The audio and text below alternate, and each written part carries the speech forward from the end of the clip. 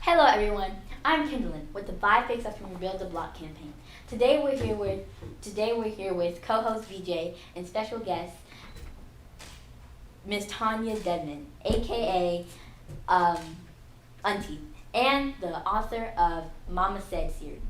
Please join us for this quick sponsor by KMT Heating and Air Conditioning. KMT Heating, keeping you cool in the summers and warm in the winter. Give our team a call today to schedule your air conditioning maintenance.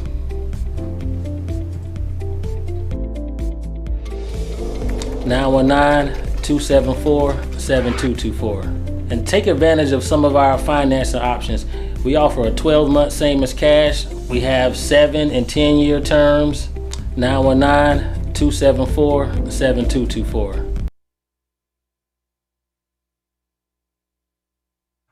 DJ.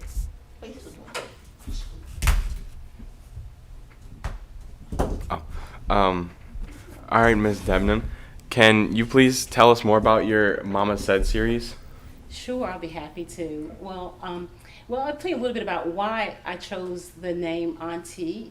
I was inspired by this because back in Africa, a lot of non-related females that were very powerful in the community or helped out in a lot of ways with the community were called Auntie. And I would like to be that for all the young people today, that person that inspires them, that supports them, that gives them directions and wisdom. And the reason why I wrote the book, Mama Said, was to give them that information, to share that information with them that they could, young people can use. Unfortunately, I feel we have left, my generation and the generation before me, has left this world in not the best condition. And you guys are inheriting a mess.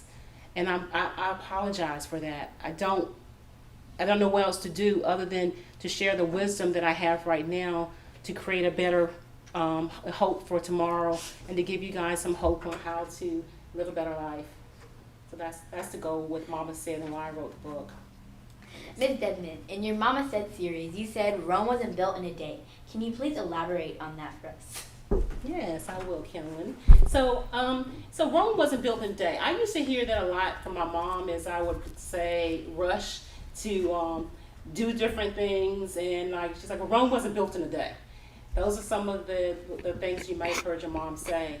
And with that, this particular generation, the millennials and Gen X, everything comes quick. You put a key and everything happens very, very quickly. But in reality, in a home buying process, sometimes you got to step back a little bit and take your time and really do a lot of self-examination.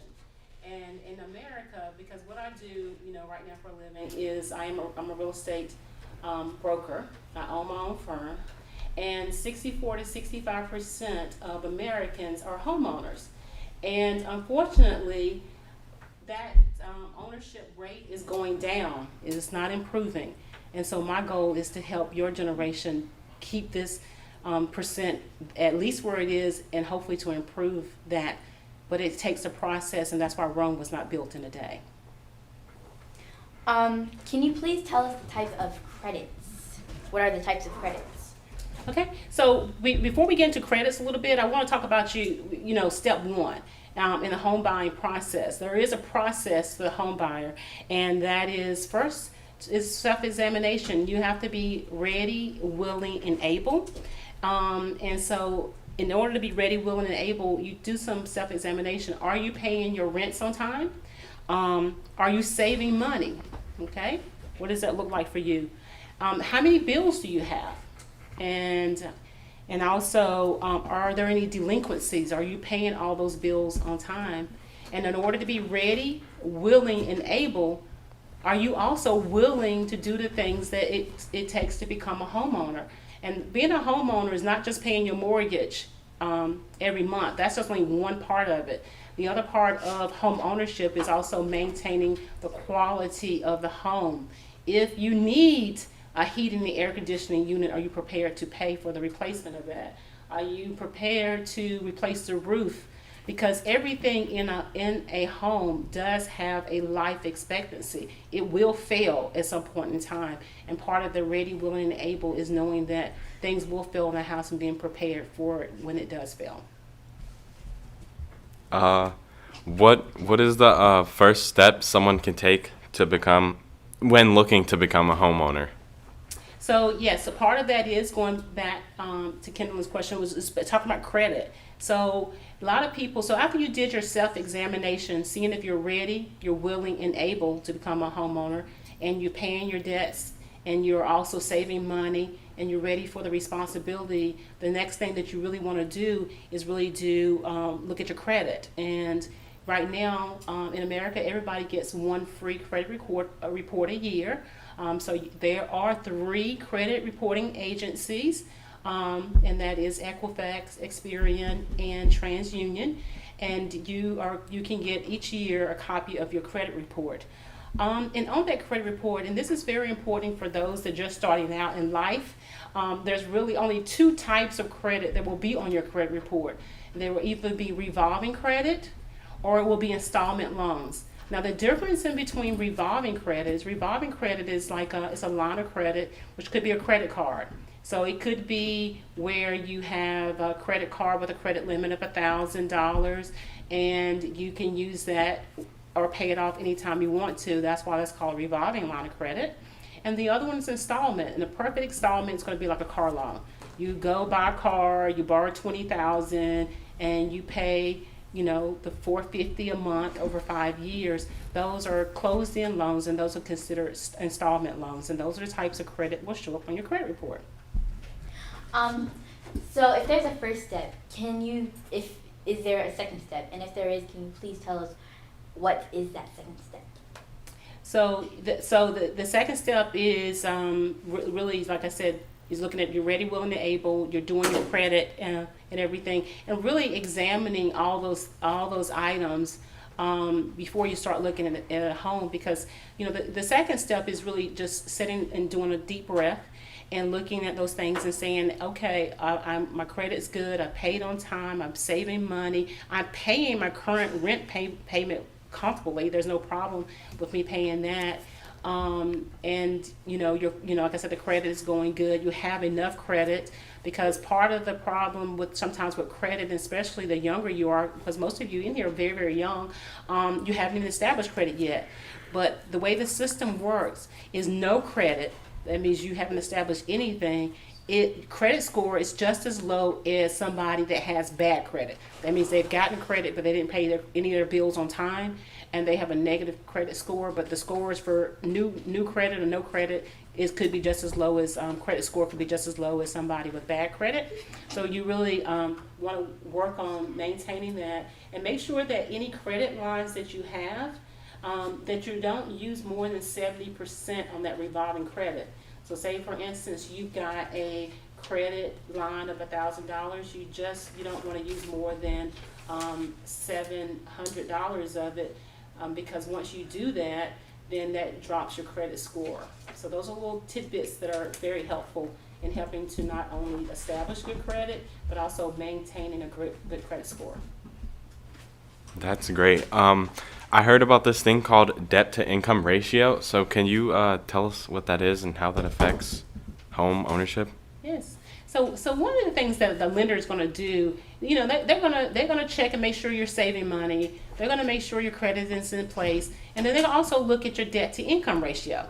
So your debt to income ratio is looking at how much money you have coming in. Now, in doing debt to income ratios, the lender's only looking at it on a monthly basis. They're not going. They'll take your annual and they divide it into a month, and then they'll take your monthly payments and divide that by how much income you have, looking at your debt to income ratio.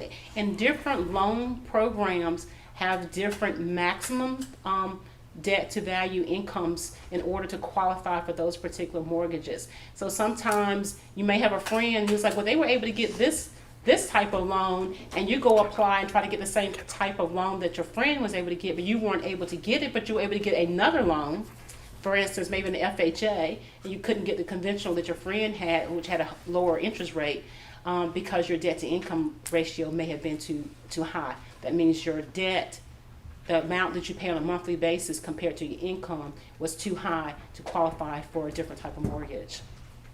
A good question. Talking about mortgage, what is a mortgage payment made of? Yeah, that's a great question, Kellen. So a mortgage payment is made up of what we call PITI.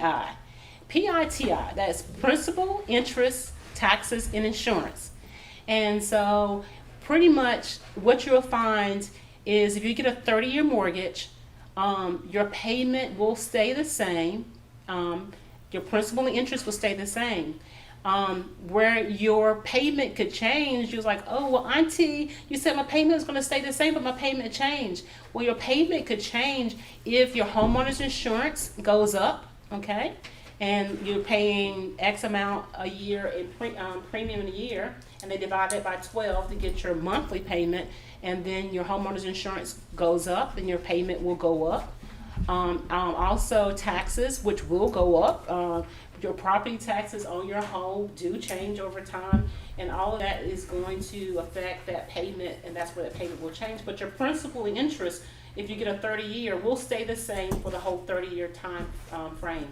Now, something important to remember, your payment is principal, interest, taxes, and insurance, which is PITI.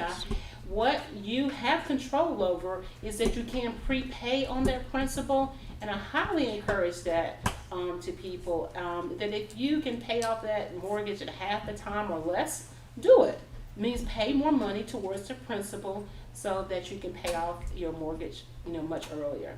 So that is your payment. That's great.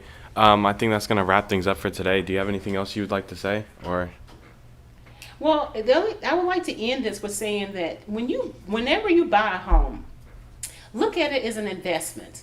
Some people get so emotionally attached with the home buying process that they don't realize that the home ownership in America is Americans' number one, for most Americans, number one asset, and the thing that brings them the most equity or income over time.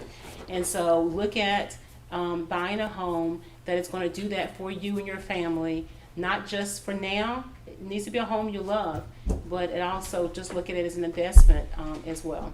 And that will help longevity and put you in a great position in the future. So thank you for having me here today. Thank you for joining us. We'd like to thank all you guys for joining us today in our stream. Make sure you share us with your friends and family, and tune in next week. Bye, guys. Bye.